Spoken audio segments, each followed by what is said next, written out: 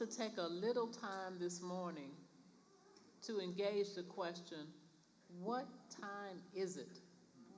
Thanks for that poetry, because I can think about my mom saying stuff like, do you know what time it is? Get up, you got to catch that bus. I mean, I grew up in segregated Richmond, Virginia. I had to take 2 public school buses to get to my high school that operated in 3 shifts so that they could cram the black kids into getting a high school education before I went off to college, and then met people like Mark Pinsky at Duke University and Margaret Smalls, that we were in college together and part of that 60s crew. But what time is it? Do you have a sense of what time is it on the world's clock? That's some of what we'll be talking about today. We don't have definite answers. We all have opinions. If you don't have an opinion, you need to do some talking and studying and get a sense of the framework from which you're working. So 2 of the people we have are LakeisYah Williams and Cheryl Johnson, who've been working for years out of the Bingham Street Park area, trying just to build up a decent park for their kids to enjoy. And they'll give you some of the details about that. Ecological justice struggle. Ecological justice has been going on for so many years. Some of you remember Warren County and the PCBs and all of that kind of thing. So we're still struggling over those questions. Then we'll have Cameron Pruette from the Freedom Center for Social Justice out of Charlotte. Some of you know its director, executive director, Bishop Tanya Rawls, and let's send our love to her and her wife Gwen, who is now under hospice care. And he will speak of working on primarily a state level for equity for our brothers and sisters, our siblings from the LGBTQIA plus community. And then we're going to expand that some to invite Mark Pinsky, who some of you know is a journalist, a writer, Lewis Pitts. I don't know if Lewis is up here yet or not. You've seen Lewis a couple of times. But to the right, to the left and to the right. To try to bring us to more of a national and hopefully international view. Again, this is not like any hard. In fact, this is the truth. We're seeking the truth, but we're doing it together and relying on one another.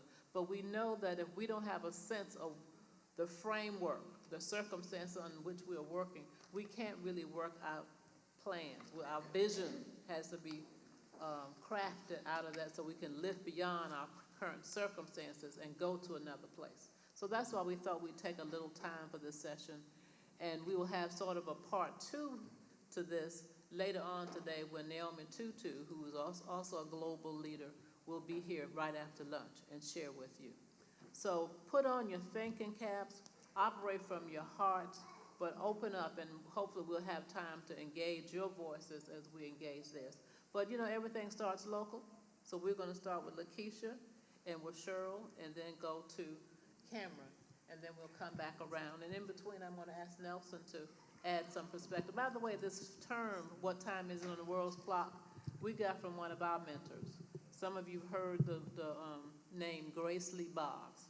Grace came from China, got a PhD in chemistry, married an African-American man from the South, and farmer, and they moved to Detroit and worked with black workers mainly in those Detroit auto factories. Just a brilliant woman. She lived to 103 and just taught all her time. And when we get together, she said, Nelson, what time is it on the world's clock? If you don't know that, then, you know, kind of don't speak to me. You know, tell me what you know.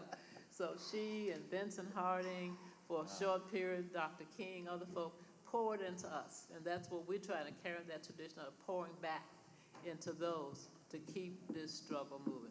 But let's start local, because everything starts locally. LakeisYah? All right. Can y'all hear me?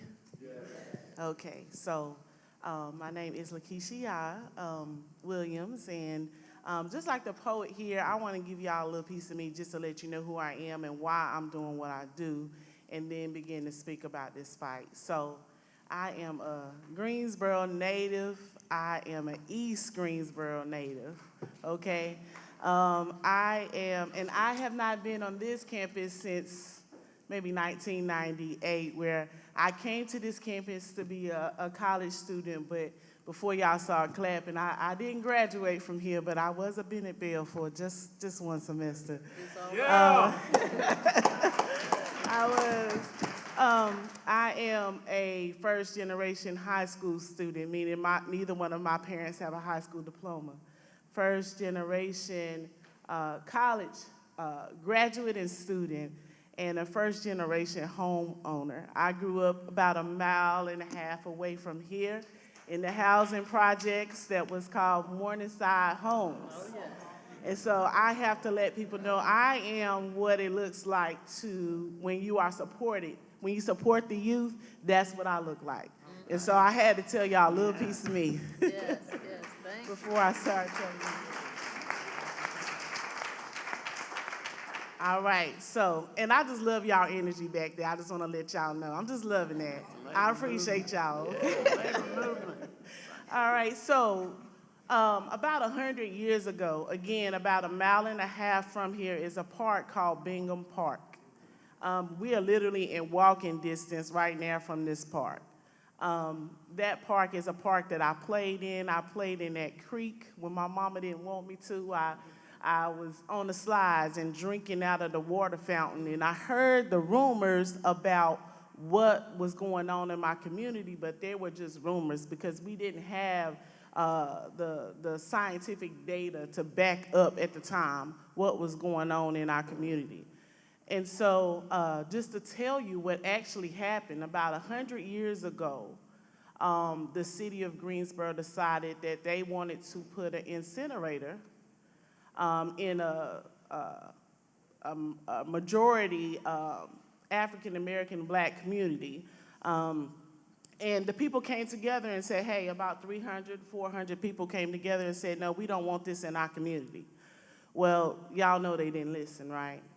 So they put that incinerator there anyway. And so that incinerator stayed there for some time. And after, they were burning chemicals from the Army there. After that, they turned it into a landfill.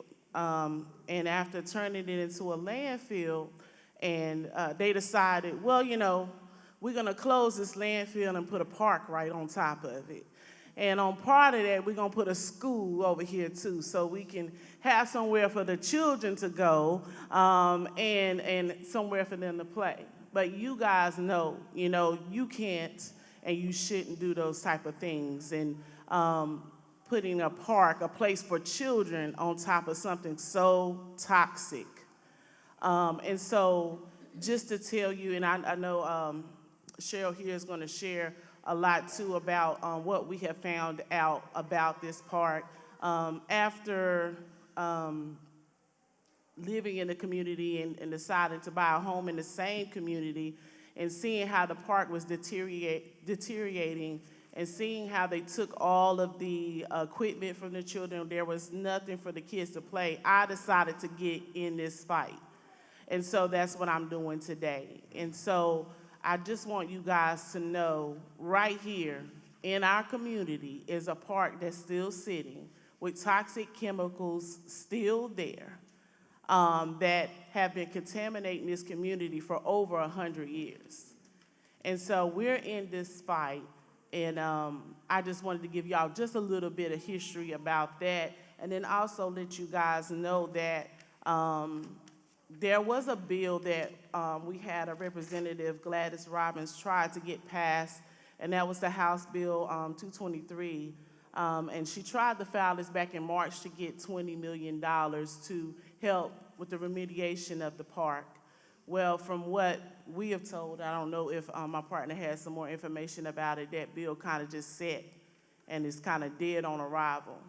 After the community leaders, which is several of us in this group, and Mr. Dale that's here, thank you, Mr. Dale. He's also a part of the Bingham Park Environmental Justice Team. We have fought to get the city to agree to fix, not only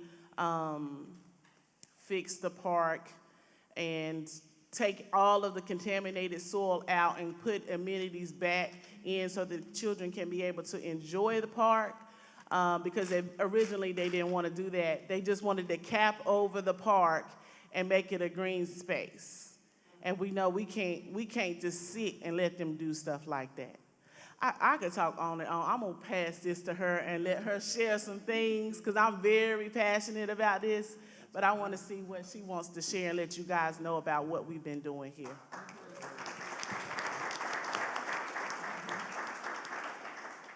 Good morning, everyone.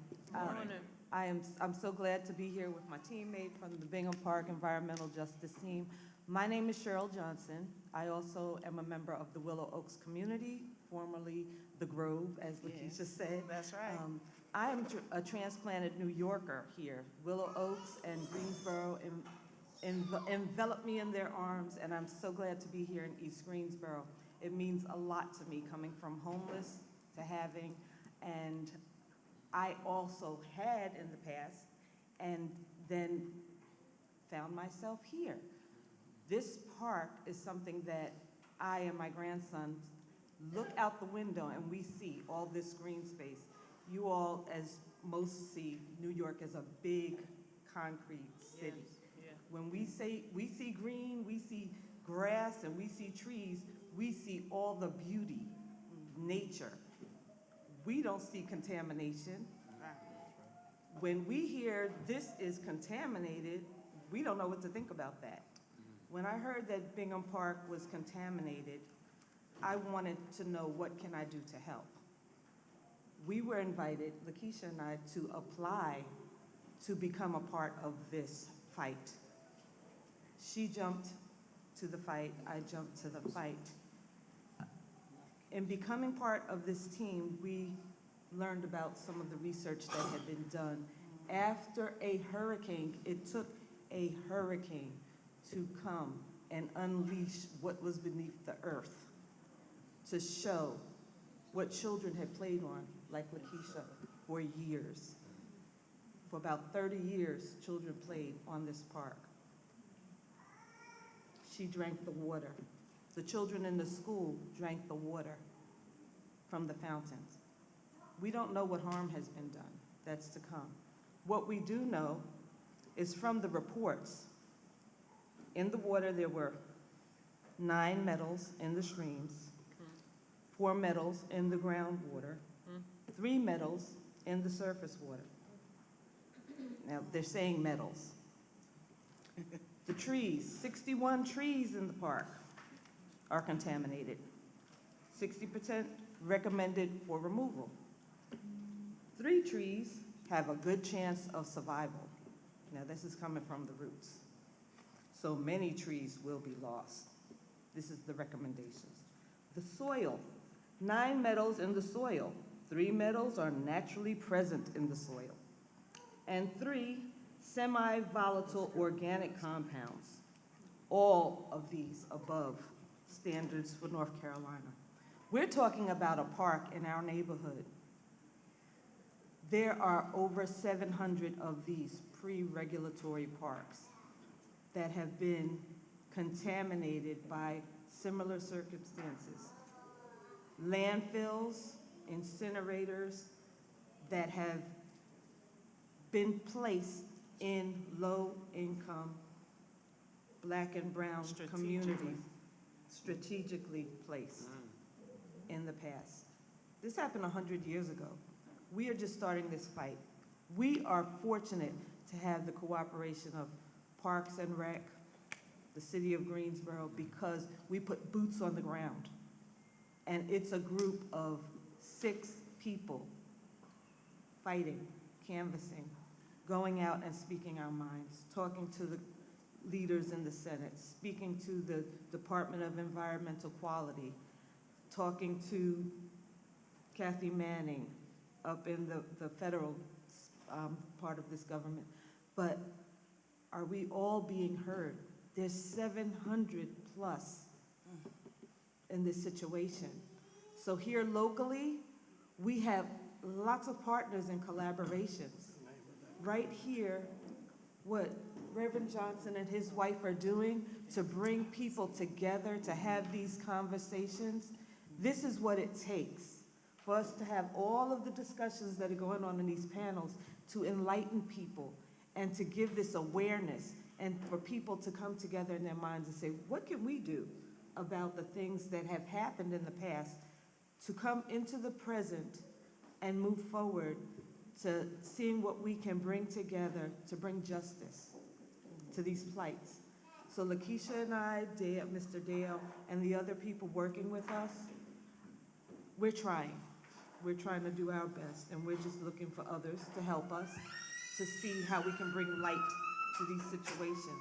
So I appreciate you all listening to us about that. About the what?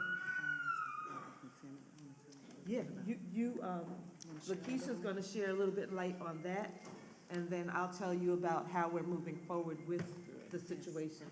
I wanted to tell you a little bit about the non-metals Yes. that they have found in the park. So some of the metals like lead, arsenic, these are some of the, some of the metals that were found in the park, and they're at extremely high levels. And we know what heavy metals do to the brain, right? The heavy metals impact the way all of your organs function.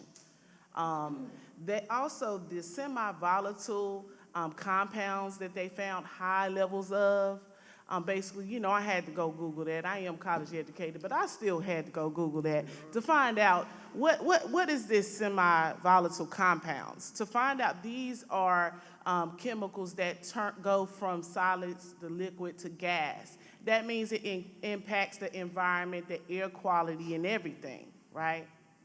And so just to look at this and know that this has been here all of this time and not to be closed off. Children are still trying to play on the park.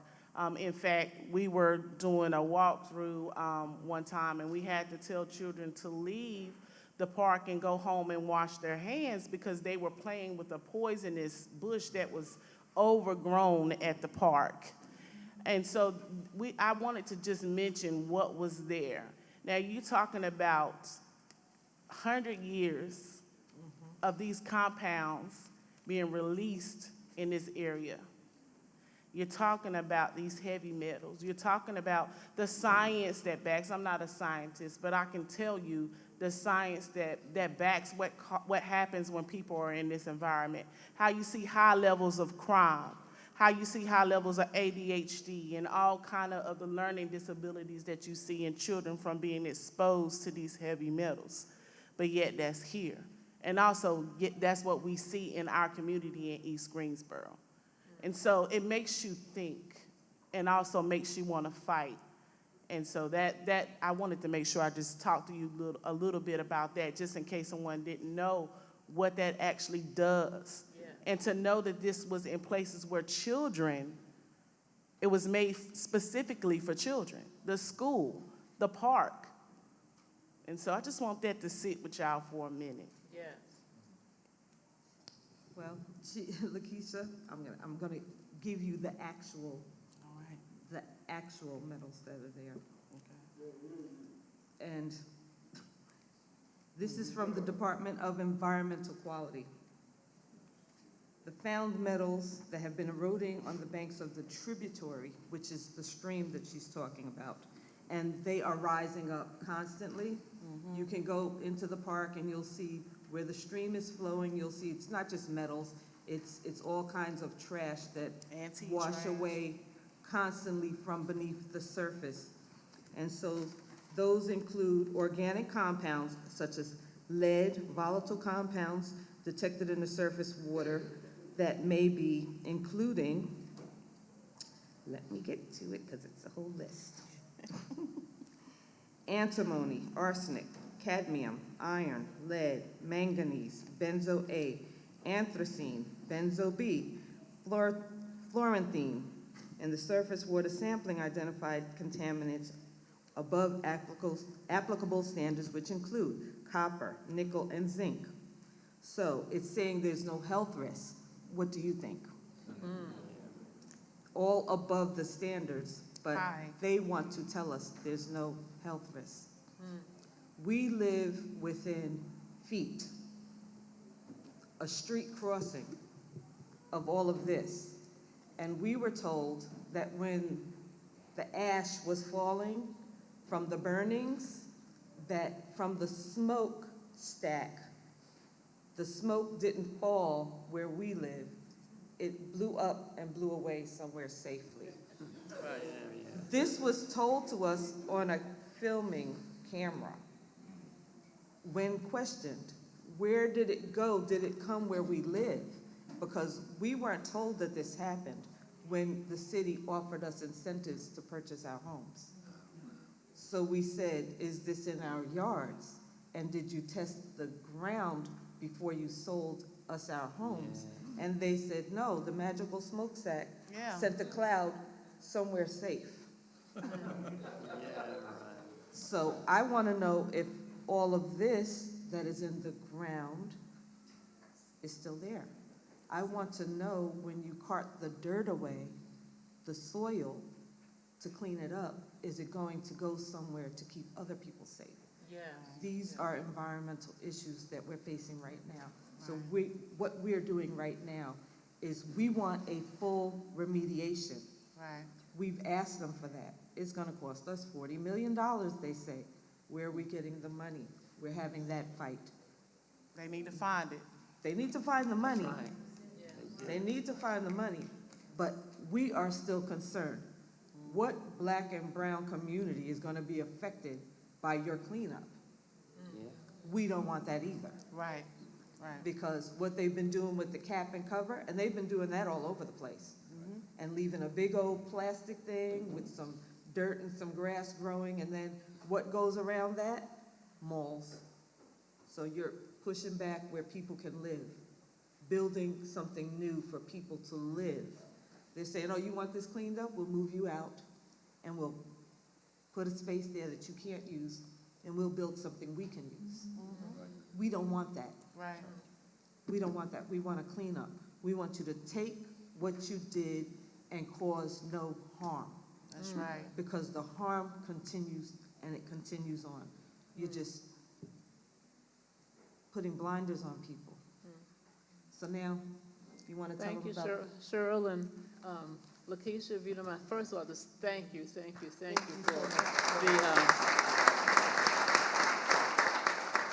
all of the rich information, but beyond that, the resolve to keep pushing for your community, but for other communities as well. It's not about it, poof, it went somewhere else. It's because we're all linked up. So thanks for that, and we'll hold on to that. And if we can move to Cameron, because what we're trying to show you is that these things are all linked up, and that we have got to fight in such a way that we are pushing for the well-being of all of us, though we may fight more deeply where we have been planted on this earth. Right.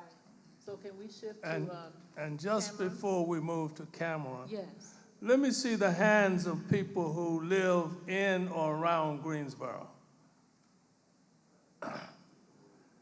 Now, the next time that these two ladies go to the city council meeting, we got your addresses, and we're going to invite you to come. This conference would have no meaning unless it brought us together, unless we learned to work together, think together, walk together. So we want to thank our two ladies for sharing, and it's helping to bring us together. Yes. Thank you. Thank you. So Cameron, if we can move to you. Sure, absolutely. Hi, I'm Cameron Pruette. I am with the Freedom Center for Social Justice, and I just want to thank Sister Joyce and Reverend Nelson and Cheryl and LakeisYah for the amazing work that they're all doing. There's a part of their story that resonates with me, and that's our representative went to the state legislature and it died immediately. The hour is late on the world's clock. Some people have had the privilege to go to sleep and are still asleep. Some people never got to go to bed. Some people are trying to sleep, but they're hungry. Some people are being targeted and are on the run. The hour is late. And when we talk about our state, bill after bill that would help people goes into darkness. It goes to die. And bill after bill that preserves power for the few and targets the vulnerable gets the attention. This past session, we had a bill that targeted our migrant communities with HB 10, weaponizing our own elected officials to target people searching for a place to live, wanting to raise their families, wanting to be part of our communities. We had a bill, HB 40, that targeted our right to protest and speak out against these injustices, to weaponize them against us and then take away the right to vote after you've been arrested for protesting. Yes. We have had bill after bill targeting the people of this state. My. The hour is late. All right.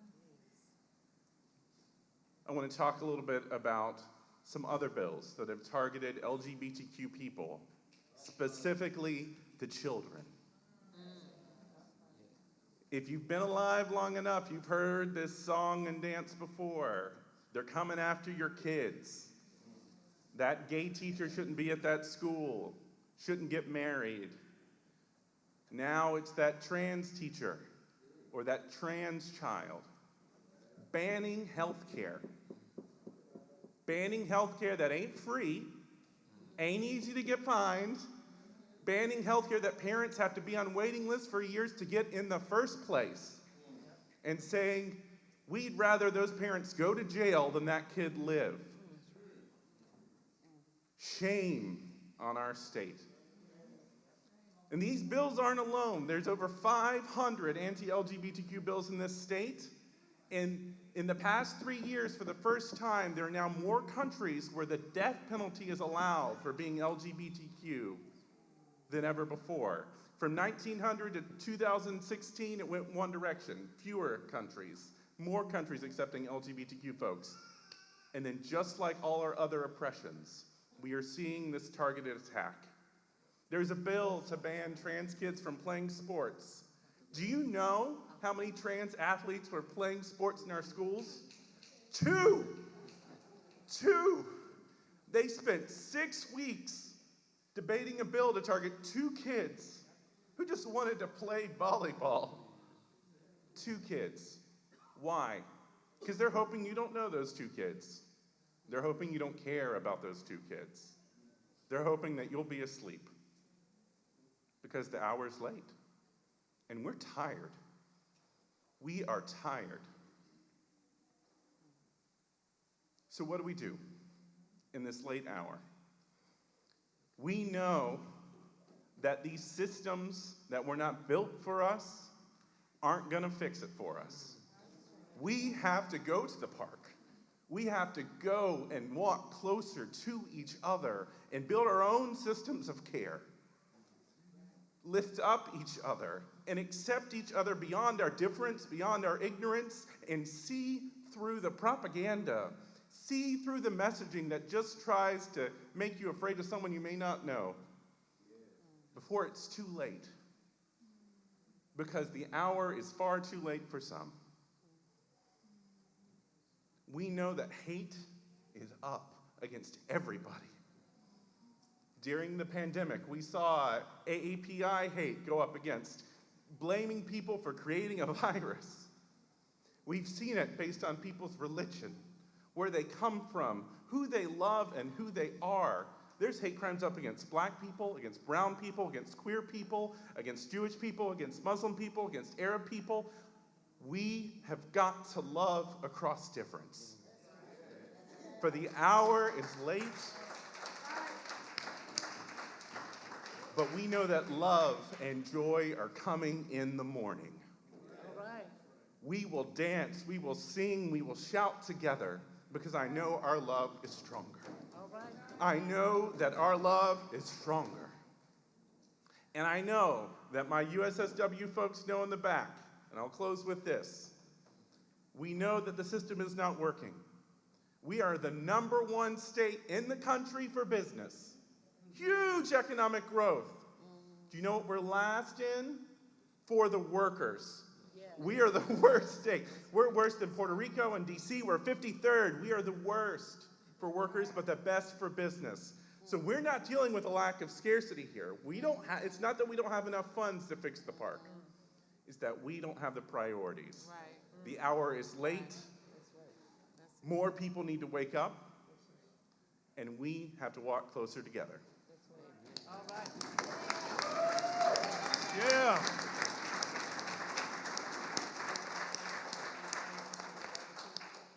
Just as we transition to the other two, it's painful to hear how conflict is stoked and deliberately pitting us against each other, so that our unity will not bloom, and therefore they can pass any legislation they want to and make all the money they want to. So let's commit today to stand with our LGBTQ plus community in the struggle for human dignity.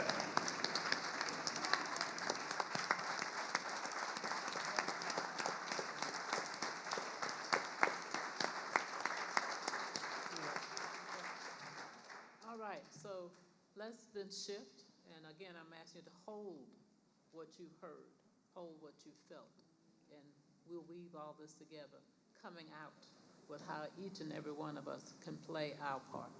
So Mark, I'm gonna go to my left first. Okay. Always a good choice. To the left. As some of us oldsters would say. I'm going to talk briefly about what's motivating people in a political sense, both in the U.S. and globally, as I've asked for. In the short term, I think what I see is what's engaged young people, both in the U.S. and around the world, for the moment, is the Palestine-Israel issue. And I think this is going to get worse before it gets better. But from the perspective of being 76 years old, I can tell you it's not a good thing, but attention will pass. It'll engage people for a short term, 2 months, 3 months, 6 months, but the agenda will then move on. It won't likely to be endured. Even if it should, it probably won't.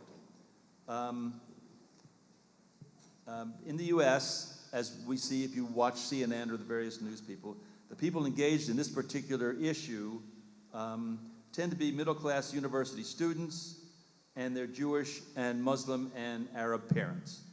Beyond that, they haven't canceled the World Series. They haven't canceled the NFL or the NBA. Attention will pass along regardless of how unfortunate that is. Now, there are some bright spots that are enduring, as I see, and that's the kind of episodic rebirth of the trade union movement in the U.S. It's still pockets at this point. I think you see, for example, among young tech workers, there's a small but growing labor movement. These are small bargaining units, probably 20, 50, 60, like that, but they continue to win. They're also working in larger contexts, for example, Starbucks and Amazon. There's a real open field there for trade union movement. And also for young industrial workers. I think the example of the successful UAW strike, we think they settled with Ford. We think they're going to settle with the other of the big three. There's a mood in the country, I think, that's a shift from the way it was up until in the 70s, for example, when the trade union movement was pretty much crushed, where the percentage of American workers who, in the private sector, who were affiliated with a union was around 13%, which was the really lowest. Now, the large numbers have not shifted, but these are straws in the wind. You see these victories in tech units, the larger ones in the industrial units. There's a mood, I think, in the country that the trade union movement is coming back. From my own perspective, I've been a journalist for almost 60 years, and when I see among my young colleagues at newspapers, which unfortunately are also failing in many cases, I see election after election where these young journalists are affiliating with either the Newspaper Guild or various other bargaining units, and they're winning.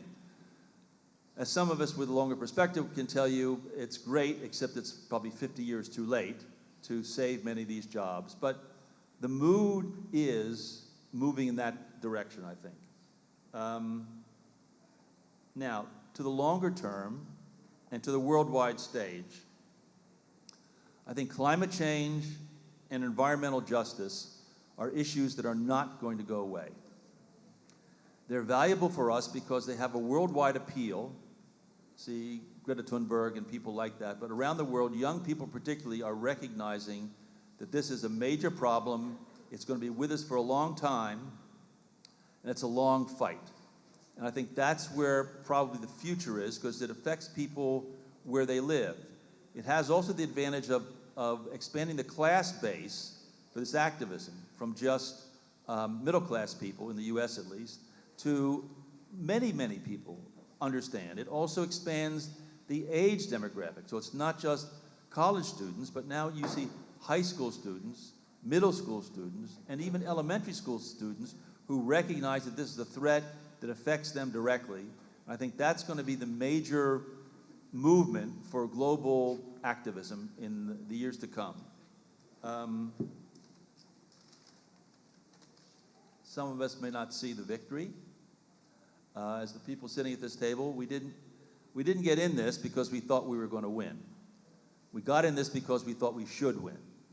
And I like to pay tribute, just from my personal point of view, to Joyce and Nelson, who, lowered their buckets where they were and have not quit, have been at this for 60 years, more or less.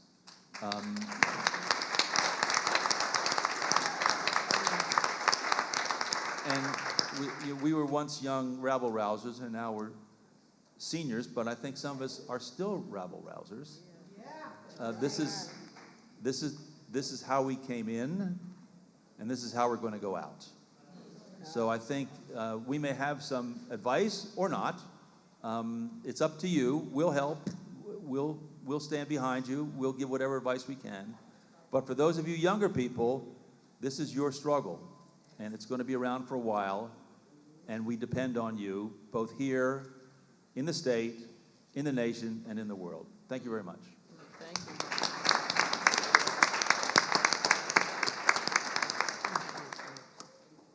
Okay, thank you so much, Mark Pinsky. Now, Lewis Pitts. Come on up You to the certainly mic, may. man, and preach to us.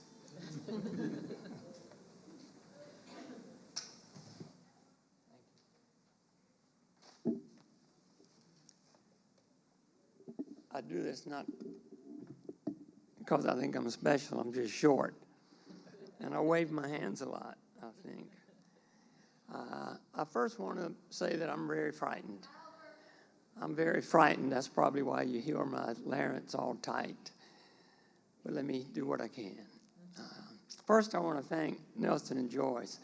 I want to shamelessly name drop and be proud of my association since 1980 with these people. I'm still evolving, but I'm a much better person from having had them as mentors.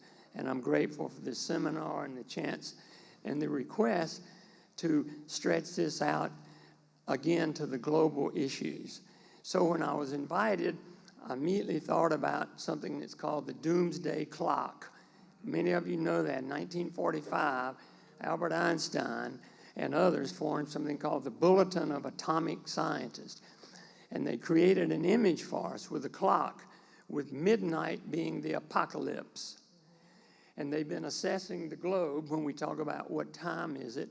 They've been assessing the globe, and roughly a year ago, well, maybe more than that, when the Iranian issue and Russia and the U.S. using Ukraine as a proxy, they moved that clock to the closest to midnight it's ever been, and that's 90 seconds away from midnight. And they say that there's several things. Nuclear war, and that's mainly what I'm going to talk about, global warming and global disaster, and the fascist movement, really, the authoritarian, the forces that are crushing democracy efforts. So with that, as a not-so-happy starting point, I immediately thought of Dr. King. April 4th, 1967. He gave that incredible talk called Beyond Vietnam at Riverside Church. 1 year later to the day, he was assassinated. And he He disregarded most of his advisors who said, stay in your lane. You do civil rights, don't do that peace stuff. You'll lose all kind of credibility. And most of my work has been racial justice, police misconduct, and that. 2 years ago, I started trying to expand my vision a little bit, and I've got some information that maybe you aren't familiar with because our mainstream media does not communicate this to us for a lot of reasons, corporate control, etc. But I plead with you, take the time to look up on the internet and read Dr. King's speech. It's kind of long. It is powerful. He says, my country is the greatest purveyor of violence in the world. And we still are. That's the point here. So I wanted to be sure, purveyor. It means you spread and promote. He said that this madness, and he's talking about the Vietnam War, and he goes in how many millions of people we were killing with napalm, how we were poisoning their water.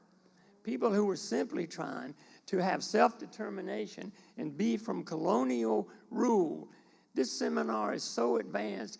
Within 15 minutes of the opening, we had our native medicine woman use the word colonization. And that's still what we're dealing with, and I want to talk about. He talked about in 1967, we've got to have a revolution of values. That you know these things, these triplets of evil, racism, materialism, and militarism. And when he was talking about materialism, he said, when things, and then he actually used the word computers. Did I know what a computer was? Probably 1967.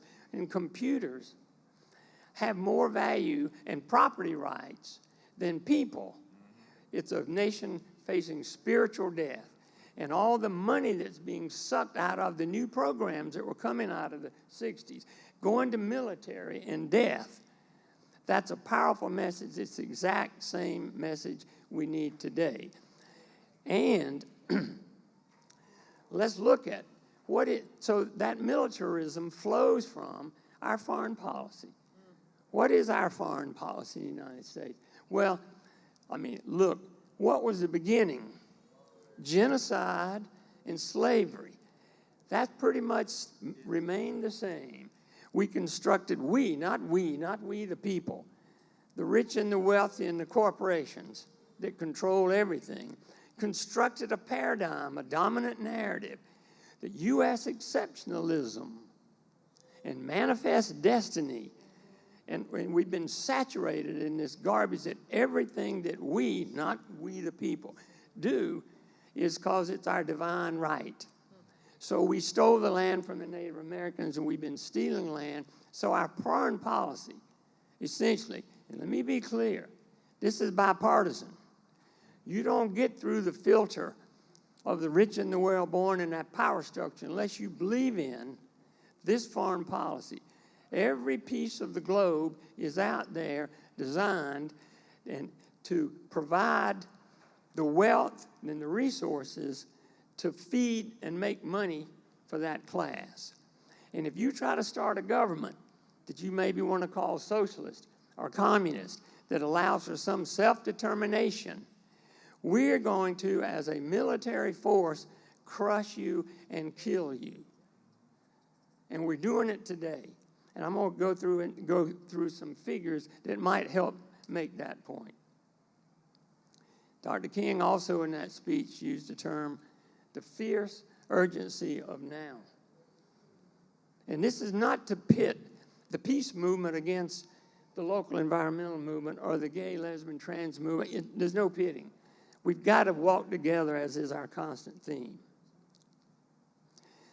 So the U.S. has basically constructed, and I don't have time to do much of these details, a global military alliance. A quick one. Post-World War II, the globe's being divided up.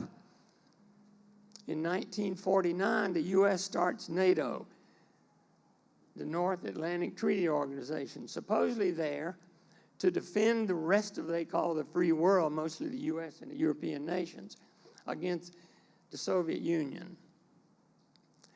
And those alliances have now encompassed the globe far beyond what was needed. So there are about 10 nations that joined NATO. Then the Soviet people created something called the Warsaw Pact in 1955. So these were military alliances that were saying, you respect our sphere, and we each other's sphere, and we'll have mutual deterrence. Because here comes, by then we got nuclear war weapons. Then through a process of activism, and all the while, think about what you know, let's be a little more immediate. All the revolutions and counter-revolutions that our government has spawned through the CIA, Guatemala, efforts to assassinate Fidel Castro. Every time there's a budding movement that is going to let the people decide how much of those valuable resources in their land that they want to control and maybe nationalize, boom, it's attacked, efforts to kill, rig elections. That piece of it could go on and on. Something was happening by 1991, oddly under Reagan. Reagan and Gorbachev worked out a kind of a deal. We hear about the end of the Cold War. Our nation, along with France and England and some of those types, made promises that are documented in cables that said, let's stop here. We promised not to move NATO alliances because that thing was growing. The alliances we won't move 1 inch further towards your country. With what do I mean by moving? By creating nations, because if you're a NATO nation, you have to spend a certain percentage of your budget on weapons that feed the U.S. merchants of death, Lockheed Martin, and all that stuff. We won't move that way. We totally lied. There have been 15 more nations, and I have to speed up my pace here. Poland, right next door. We put nuclear weapons on the fringes of all of these countries. Now think about it. What would the U.S. and maybe rightfully do if China or Russia started putting military fleets and bases and tubes that shoot missiles that are nukes and have submarines in Mexico or in Canada?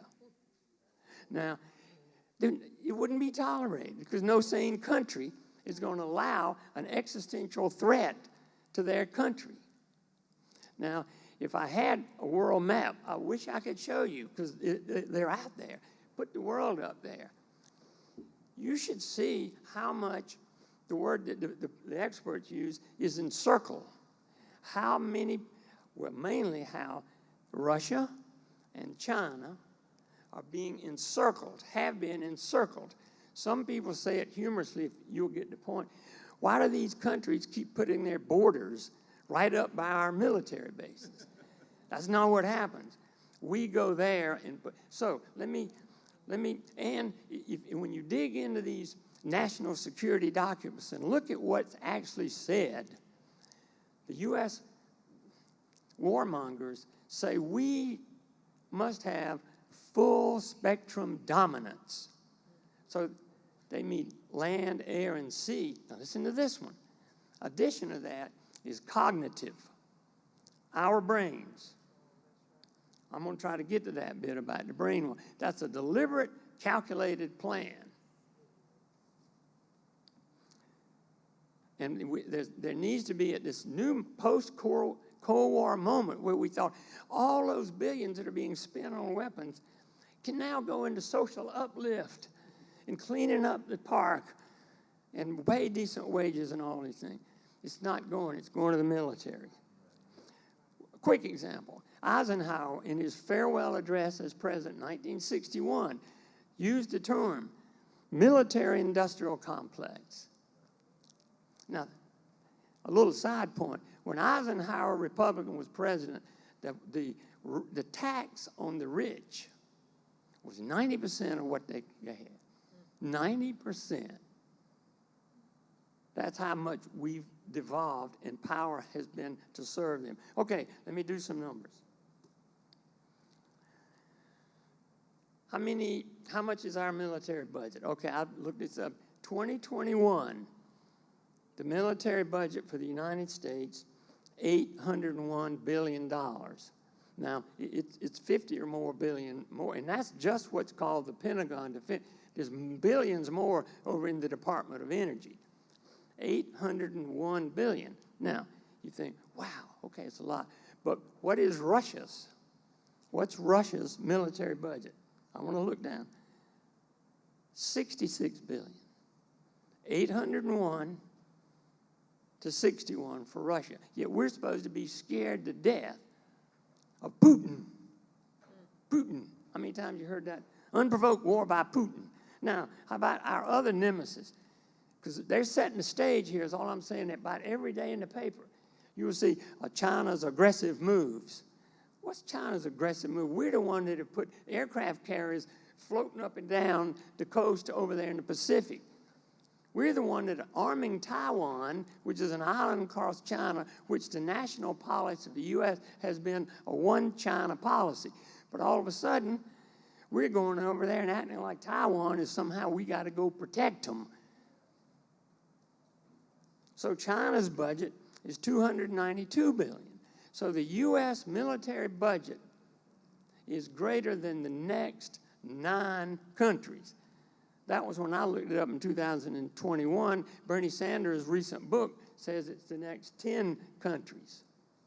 So that's France and India. So how about military bases? What do we do with that? On this map, I've talked about encirclement. The conservative estimate is 750 bases over 80 countries. Wow. Talk about encirclement. How many bases does Russia have? Somewhere extra 36. China. That's the next coming one. Is China? Every day we're getting warmed up for this. 5. China. 5. Now another quick one. Bombs and missiles fired by the U.S. and its allies for a 20-year period, 2001 to 2021. Let me note within that period, we had a president named Obama from 2009 to 2017.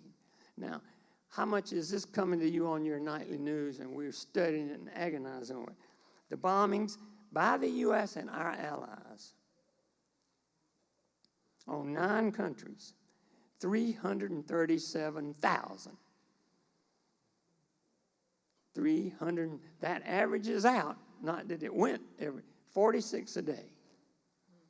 And we wonder why maybe people in the global south hate the United States. Now, a quick bit here on the propaganda is just astounding. It's like a childhood fairy tale, you know, the tooth fairy. Well, we got to go over there because we're spreading democracy. Like the last 3 days here have indicated to any of us that we have a democracy that really believes in liberty and the well-being of its people. Don't believe that crap. Don't fall for it any more than we ought to fall for white supremacy is right. Or as our labor union panel, one of the guys, Todd Warren, said he grew up in South Carolina. What he knew about labor unions, about like what we might know about Russia. It was a bunch of mafia people, maybe in Las Vegas, that wore pinstripe suits. Don't believe that crap. Yet both sides are spreading that propaganda. So we have to keep hope alive. There's no question. What do we do about all this stuff? There's a French philosopher named Voltaire, at least that was his pen name. He said, let me see if I can get this right. If you can convince people to believe absurdities, you can convince them to commit atrocities. And we have to keep hope alive. And the answer, the systemic cause, this is what Dr. King talked about in that 1967. If we just stop with fixing Vietnam and don't go to, because that's a symptom, the root of what I think we're all suggesting here, the root cause is we don't have a democratically run nation that serves the people. It serves the rich.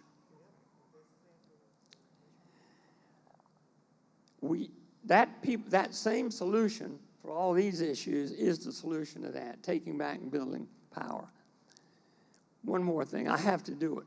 I have to do it.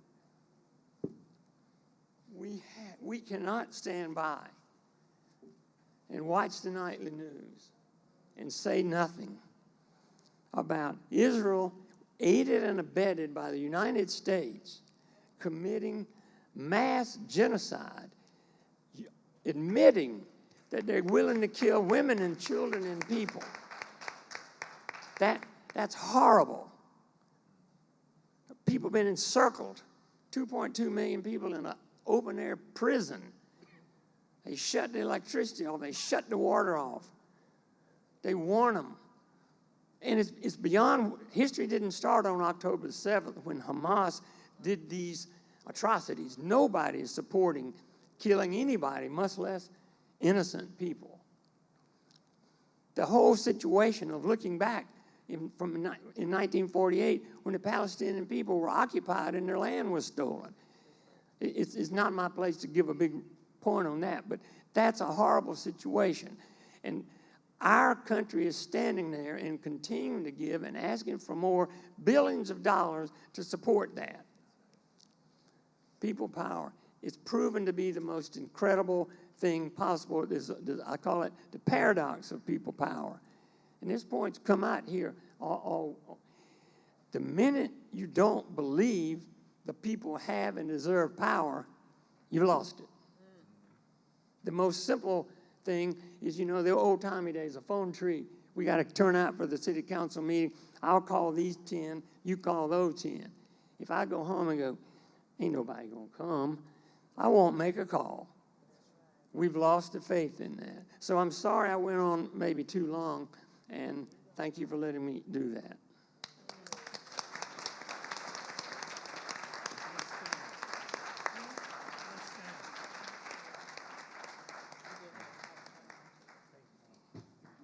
So, we've got some glimpses of what time it is from Bingham Park in East Greensboro, North Carolina, to the state of North Carolina, to the world stage.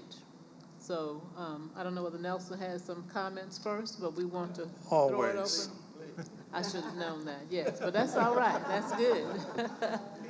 And then we do have a little over half an hour before lunch. We do want to engage this because most of us don't get the opportunity to have this type of conversation in our day-to-day goings and comings, but we need to, because we need to know what's really driving things. But we always need to hold in our hearts, in our minds, in our spaces, in our households, in our unions, wherever, that the people equipped with the information, the truth, the people will ultimately never be defeated. But we have to have sessions like this to help equip each other, and then have sometimes simple pathways, sometimes more complex. We don't always know where everything is going to end up, but with that vision of what can happen, we can make a difference. So Nelson, if you would help transition us to then to a question and answer period. Yes. And comment period. Yes. But first, let us give a rousing hand of applause to the panelists who shared from their hearts. Amen. Amen. As the poet said, it's like oil that greases the hinges of the door. So folk are opening some doors up here today, don't you think so? And the things that we don't know, didn't see, didn't connect, I hope this panel has been helpful to you in making connections between things. And it's in that, well, let me just mention the three that Dr. King, I've read that speech many times, and it is a compelling speech. It is anchored in deep moral and Christian theology. He's not just talking and warmongering. He is speaking to the depths of our soul, that we do not have to be a nation that the world fears. And so when he says racism, he actually means racism. The view that one group of people are superior to another group of people and therefore have the right to dominate them and mislead them.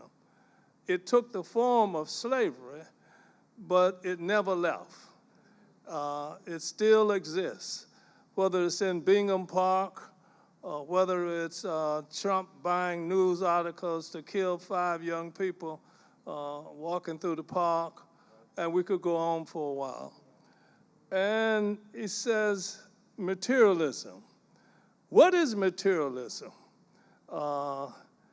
In a simple way, it's the quest for money, for stuff and things that's more important than anything to a certain class of people.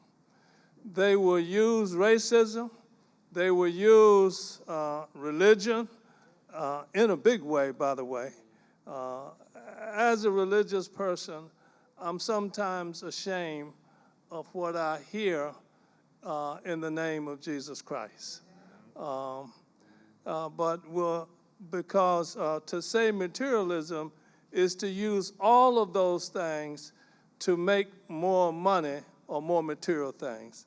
And then the third thing was militarism. When you begin to take people's stuff and rule their land, they fight back.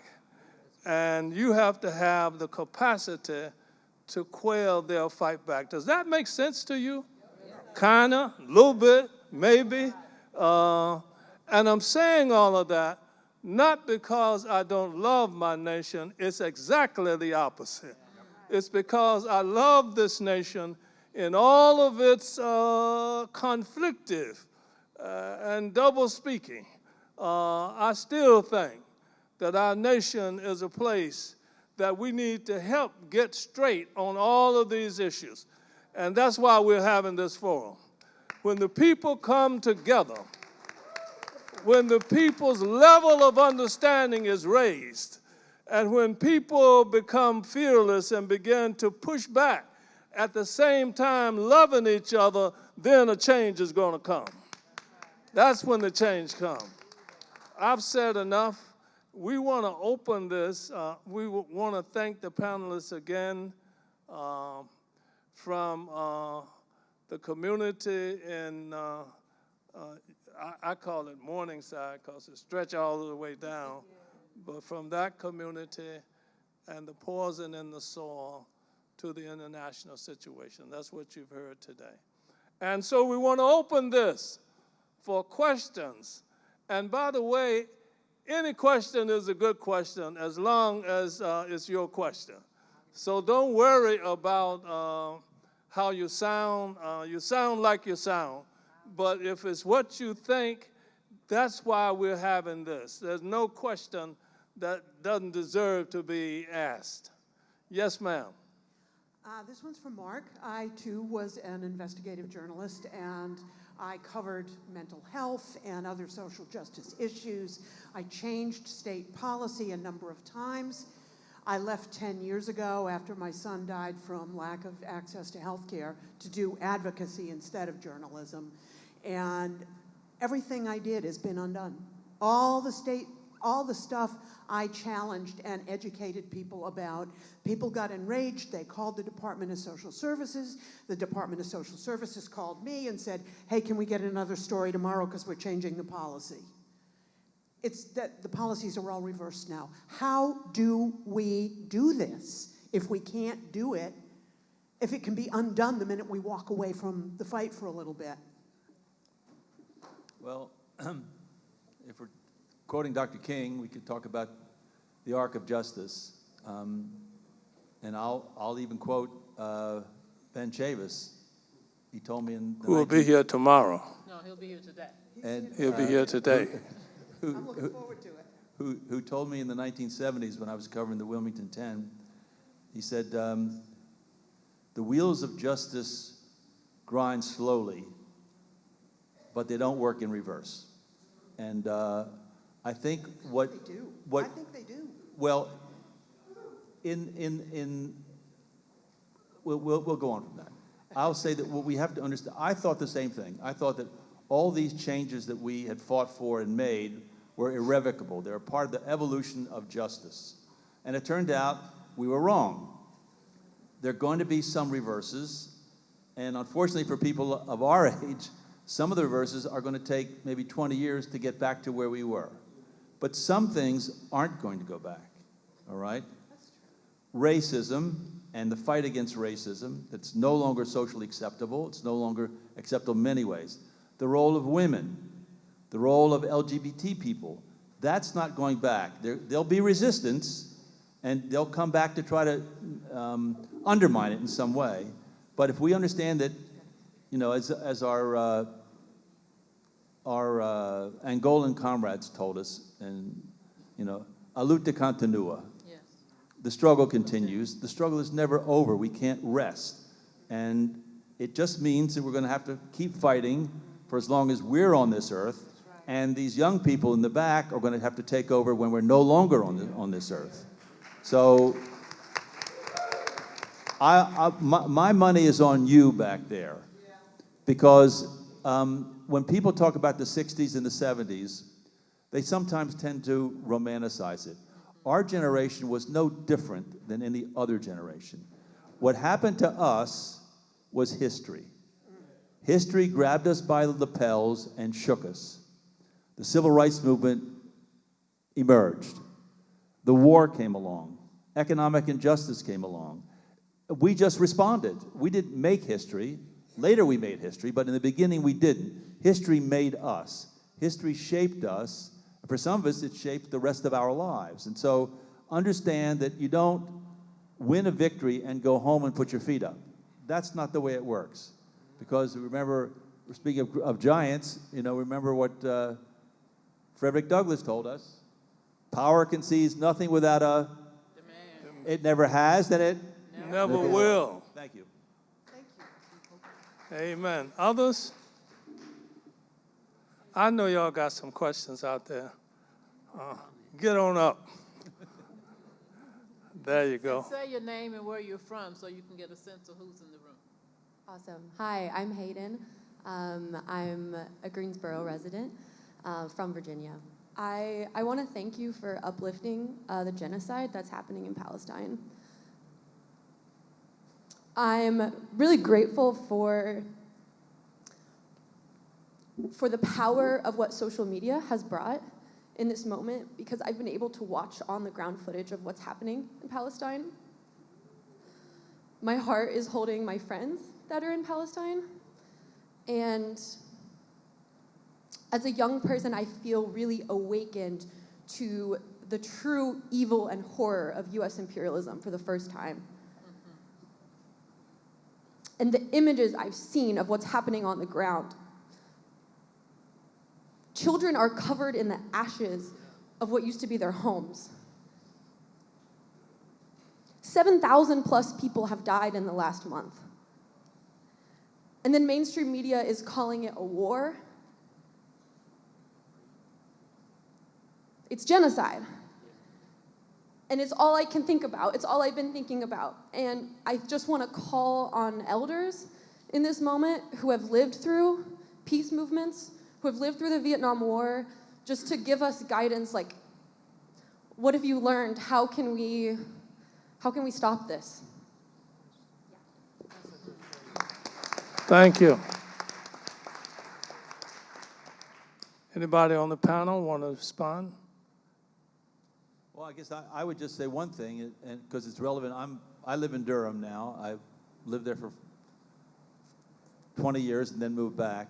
One of our friends, or one of our colleagues, a man named Steve Schul, who was mayor of Durham for a while, got his first community organizing job when he finished Duke, trying to save the Crest Street community, a historically African-American community in Durham, from being paved over by the Durham Freeway. The Durham Freeway was aimed at it had as its effect obliterating the Crest Street community at one end and the area around Fayetteville Street at the other end, you know, paving over Phil Cousins' church, if they could do it. And Steve led a fight that was both from the community and from outside the community. And in the end, he won a kind of partial victory. Some of Crest Street was saved. But the lesson that I came away from that was that it's easier to stop a war than to stop a freeway. Because a freeway is about capitalism, I mean, to be clear here.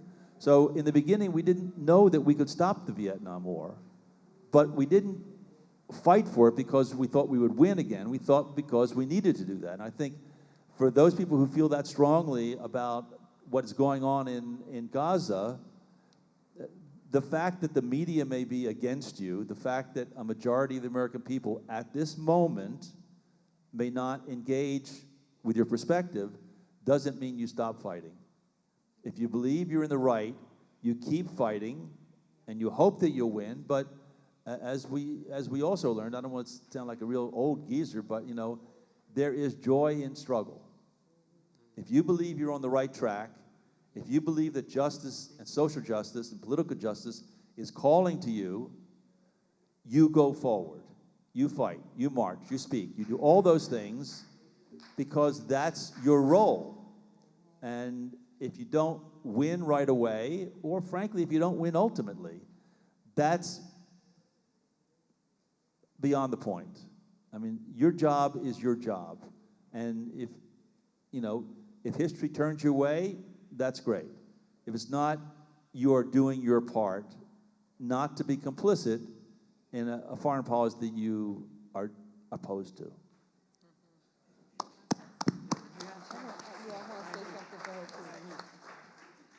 Go right ahead.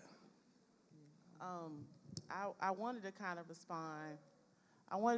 respond. Maybe I'm not an elder. I'm somewhere in there. Somewhere. But something that I wanted to say, kind of respond to you and the other question. So, you know, fighting for justice is hard.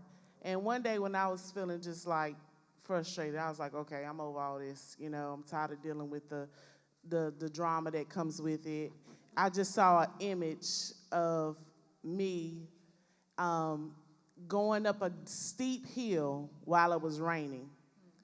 And what came to my spirit was, no matter how many times I slide down that hill, I gotta keep going. Keep going. And so I would want to encourage anybody doing any kind of justice work, remember that it is like going up a hill when it's raining, but you gotta keep going. It's messy, you get frustrated, you get tired, but you have to keep going. And that's what keeps me motivated to keep doing what I do. So I just kind of wanted to comment on that. That's how we just keep going. We just remember that we can't stop. And some of us are called to what we do. We didn't even choose it. It chose us. All right. So when you called to do what you do, you just know you have to do this. It's in you. You won't stop because you have to do what you're called to do. So I just wanted to encourage y'all to say that. Amen. Thank you. Go right ahead. Before we go to Lib, I want to weigh in on that. And thank you, LakeisYah. Thank you, Mark. And I think the two questions from Hayden on the younger end and then Leslie are related. We do have to look at what winning is. Certainly, sometimes winning is a particular piece of legislation.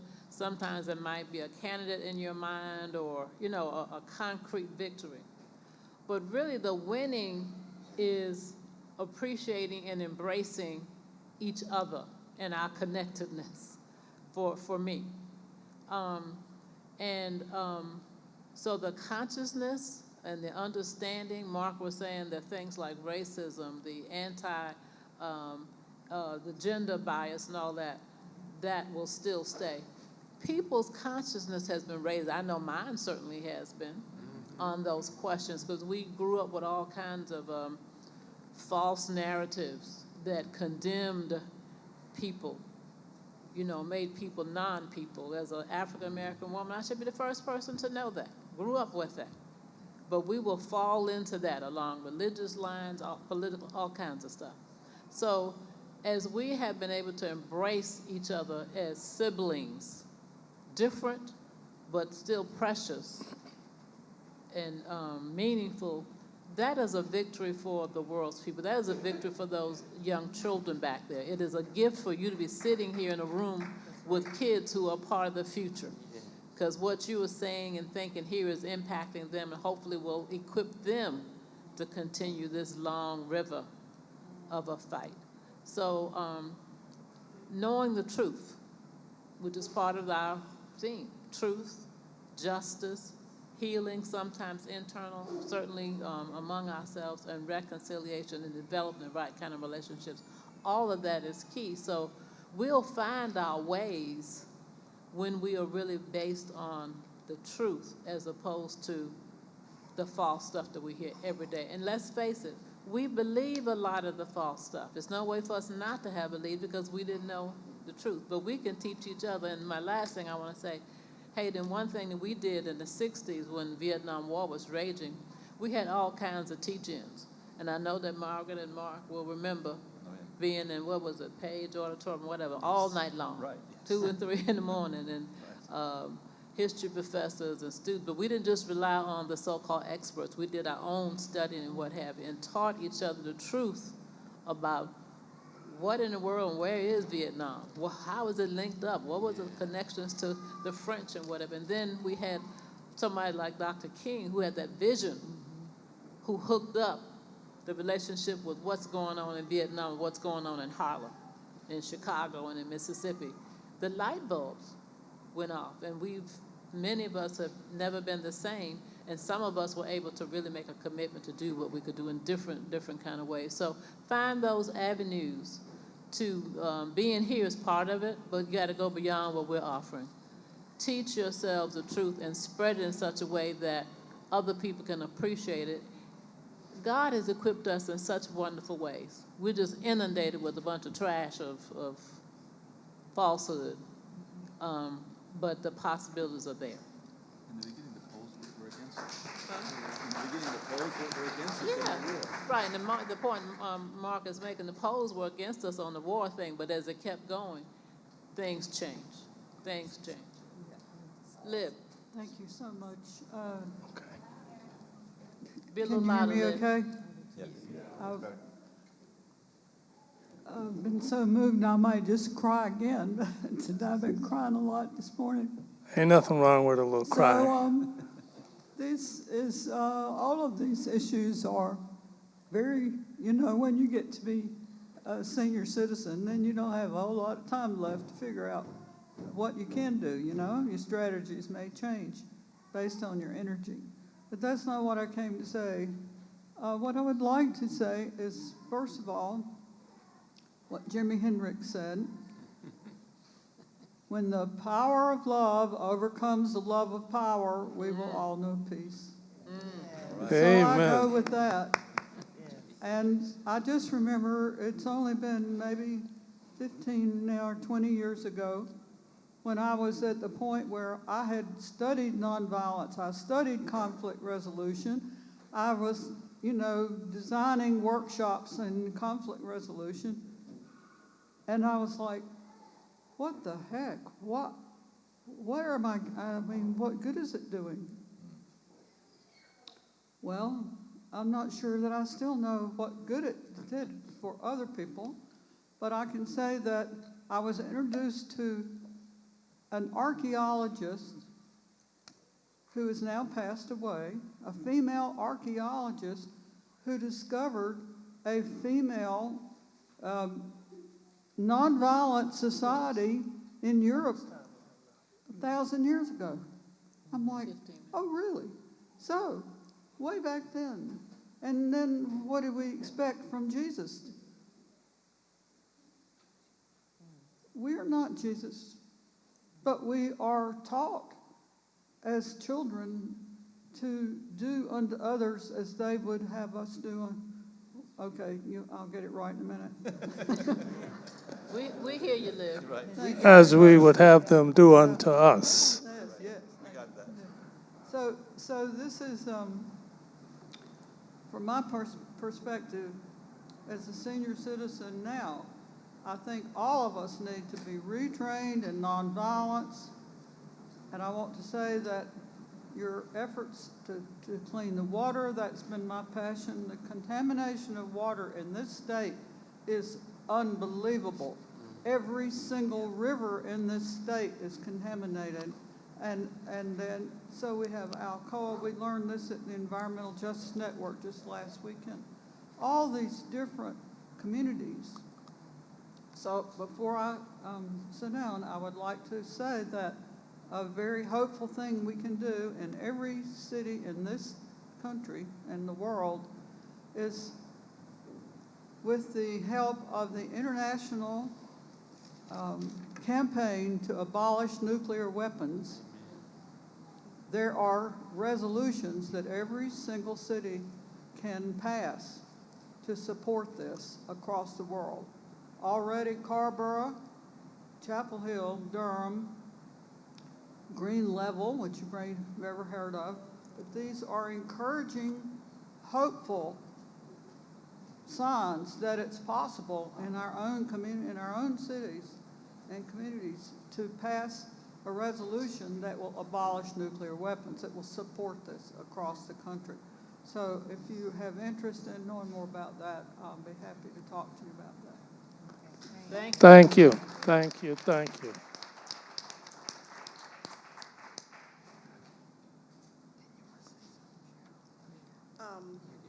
I'm Vicki Alston from High Point. I'm Vicki Alston from High Point. My husband and I have been in the trenches for many years, trying to speak for those who can't speak for themselves and do for those who can't do for themselves, but I won't bore you with that. I've been trying to sit here and formulate this into a question, so I guess I don't have as much of a question as I have a statement. And I don't have a solution, but I have an observation that I want to make, and maybe somehow I can get that into a question. But the one thing on this global front, when we sit here and we talk about all these things that are happening, I am so, I don't know if the word should be afraid, but very, very concerned that the moment Israel really gets those troops on the ground in Gaza, that humanity will have been chipped away and changed forever. We will never have, how do they call it, humanity in war again. And if there's no humanity in war, because we will continue to have wars, where does humanity go?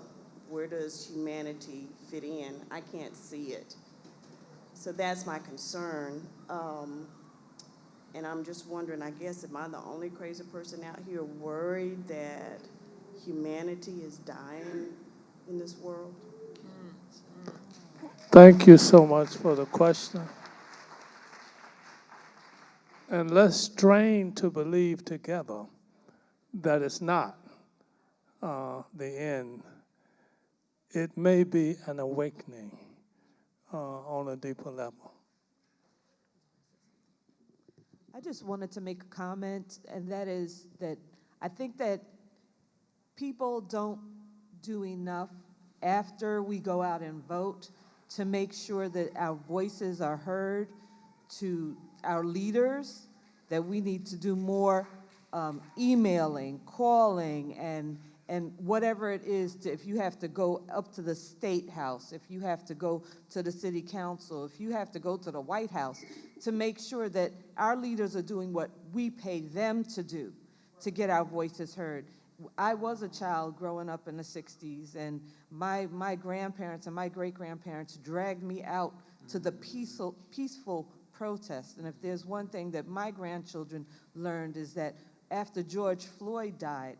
Peaceful protest is what got justice. So even now with this war going on, one voice, a mouse, can roar.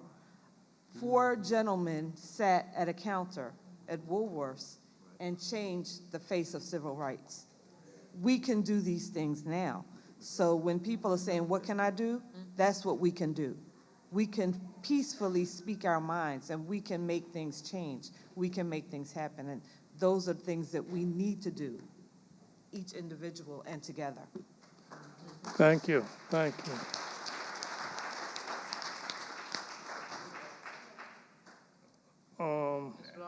Okay. You know, on the piece about our humanity, I think we've heard just earlier that we have this double-edged sword right now of how democratized our information can be, that we can see on the front lines in ways we never have before. We can see what's happening on the ground.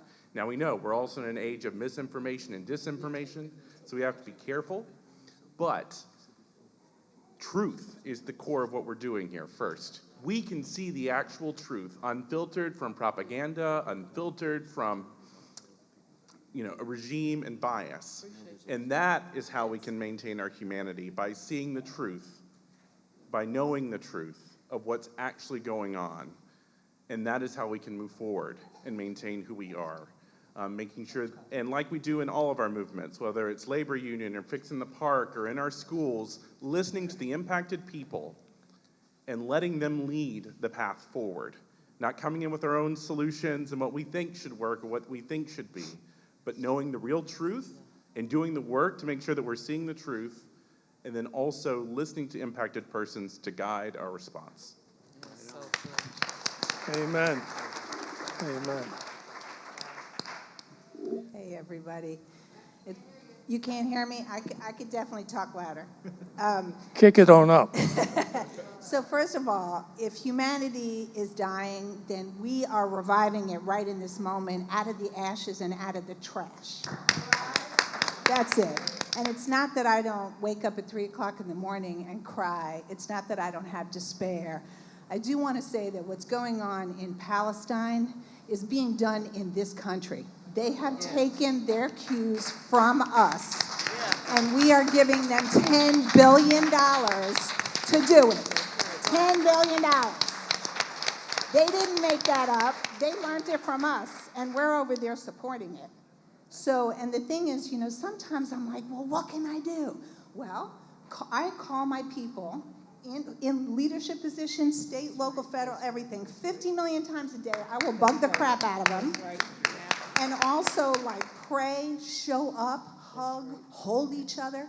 There is something for everybody to do. That's right. And one of the things my mom used to say is detach from the outcomes, because we don't have to finish the work, but we don't have a right to desist from it, because this is all we got. That's right. Thank you. Amen. Amen. Come on, Rob. Good morning. Good morning. My name is Rob Stevens. I'm a beloved baby, first in this context. Work with Bombardment Repairs of the Breach, as well as the Racial Equity Institute, and have been around and mentored here. And I want to go back to one of the questions earlier. First, I want to say that my godmother, who is a white woman from Mississippi Delta, who proved what we all know or should know, is that we're not determined by our circumstances, but says, you know, that a broken heart is more than just a saying, you know, that there's something literal about it too, that when our hearts are broken, they don't always work as well. And so thankful for this space to be restored and to have those hearts that need to be broken by the suffering in the world, to have a story together that we can agree with, even if we don't agree on everything. But in going to Grace Lee Boggs, too, in some of her writings about this, is that the hour is late. I like that. But I also wonder, when we look at the history of human growth and population growth, if we're actually in adolescence. You know, we've had this rapid growth over the past 100 years, 200 years. And just like in adolescence and teenage, your body grows much faster than your emotions, than your emotional intelligence, than your spiritual intelligence. And so what Grace Lee Boggs was talking about too is that, you know, we have all this technological advancement that is not being caught up with our spiritual, emotional intelligence, and that is terrifying.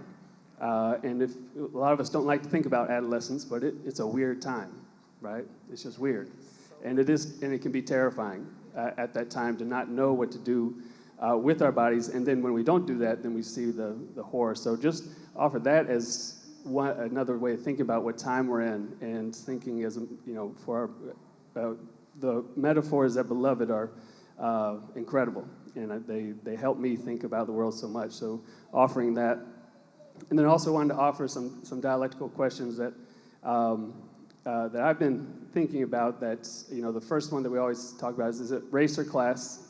You know, the answer is yes. Yes, it is. Is race real or completely made up? Yes, it is.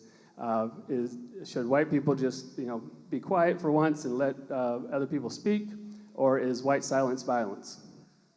Yes, both of those can be true. So holding these things together, that they can all be true, you know, and then we think of today is, you know, do hurt people hurt people? Have people heard that in church? Or are wounded healers the only kind? So we can say, yes, that can be true too. And then when it comes to fundamental shifts in society, and a lot of these come from honed through the Racial Equity Institute trainings, but learned from mentors like the Johnsons. When it comes to fundamental shifts in society, does it happen slowly, bit by bit, or suddenly all at once? Yes, that's exactly how change happens. That it is all the work that we've heard here today, the hard work that takes to bring this incredible crowd here together, and then there's fundamental shifts that open up.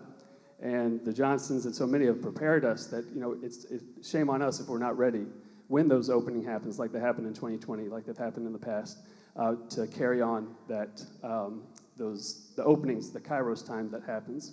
So offer those, not with questions, but maybe considerations. Thank you.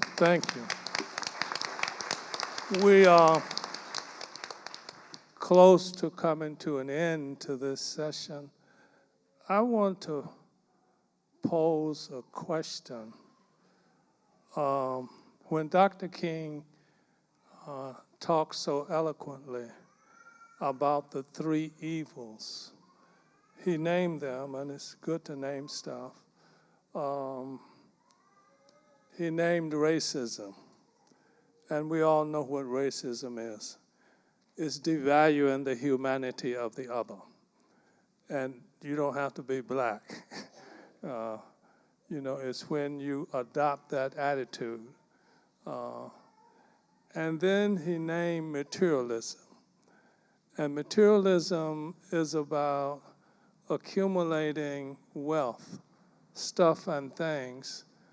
And it's not just accumulating it, it's accumulating it at the expense and exploitation of other people. Does that make sense? Yeah. And then he names militarism. So when you suppress the people and devalue them, when you take their land or their resources or their nation, what do you think those people's attitude toward this nation would be? Do they just fall in love with you because they're exploiting you and taking, they got $10 billion, and you looking for lunch money? That doesn't quite work. They build up a military, and we all invest in it. I joined the military in '61. I volunteered for Vietnam. I didn't get sent there. When I told my aunt I had volunteered for Vietnam, she said I had no idea that my sister raised a fool this big. I didn't know what she was talking about. I mean, so a lot of times we don't mean to be doing bad stuff, but we do it. And that's why we're here. We're here to listen to each other, to hear stuff that might push us. I hope you've been pushed a little bit this morning, to take in some stuff that you're not used to hearing. This is not CBS or NBC News. it's coming out of the experience, the lived experience of people. And that's why it is so important that we leave here with something of a plan. Otherwise, we've had a good discussion. So a major part of the remainder of our time together is going to be discussing a plan. And the key to the plan is learning to do something together. And if you do something together, you can do something else together. And if you do something else together, you can do more together. And after a while, if the nation is walking toward itself, because if you ask the question, why did a man run into a bowling alley and shoot up a bunch of children the other day, and then go to another store and shoot some more people? Why did people run into a church and shoot the pastor and shoot the people praying? Why do people run into major grocery stores and shoot people like that? Actually, that is connected to militarism. You know, it's connected to devaluing the life of the other, devaluing the humanity of the other. And I want us today never to do that, to lift up the humanity, especially those who are most marginalized, most depressed, most abused. If we do that, I think the reduction in us having internal war with each other, shooting in churches, running into schools in Nashville, shooting up children down there, all of that has to do with some affliction inside of the nation as a whole. And I want us to collectively own it. Dr. Barber said yesterday that you can be in a movement and not love people. You just be in the movement because it's something to do and something to talk about or something to tell a friend about. But we want to grow a movement that respects the dignity and the worth and the enormous unrealized potential of a conflictive humanity. And that means that we have to walk toward each other. And you can't walk with each other unless you walk toward each other. And after a while, if you walk toward each other, you'll find yourself walking together. And when a people are united and walking together, they actually have power that they've never used. And we've got to do that. A model of that is in the back of the room. They all came in singing this morning, standing up. By the way, let's give a hand for the children. Lift up the children in the back of the room. Yeah, yeah, yeah.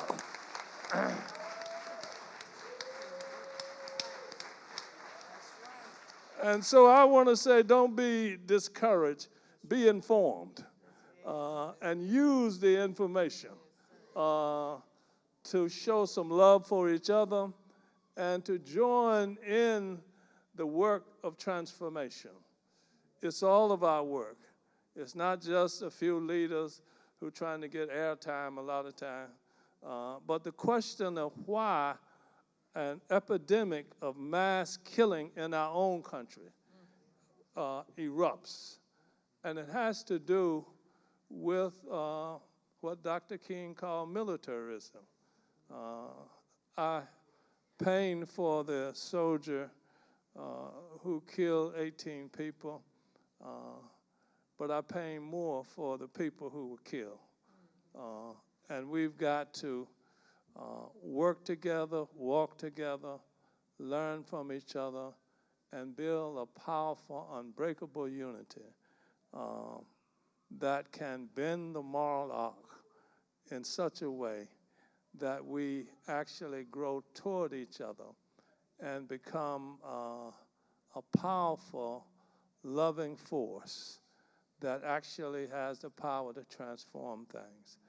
The success of the 60s was not just because Dr. King gave a powerful speech one day. Well, that was a part of it, but because they got on the ground in Mississippi, in Alabama, in South Carolina, in Louisiana, and a little bit in North Carolina, and kept working together You can't get 250,000 people in D.C. without doing some work. But we have to do more than just get people together. We have to grow the understanding of people and actually find ways to, how can we say, diminish and get rid of the false doctrine that is inherent in our culture. I sometimes ask people, why do you speak English instead of Greek? And they stop and scratch their head like they thought they decided that. No, you didn't decide that. It was given to you. And 90% of what most of us think is given to us by the culture we grow up in. It's the language we speak. It's the values we carry. And what I want us to do is to make a collective commitment to examine ourselves and look for the best values out of which to build a powerful, transformative, and enduring movement. And we'll have a few plans we want to talk about when we come back together, but it's quitting time now. That's what it means when it gets 5 o'clock or 12 o'clock.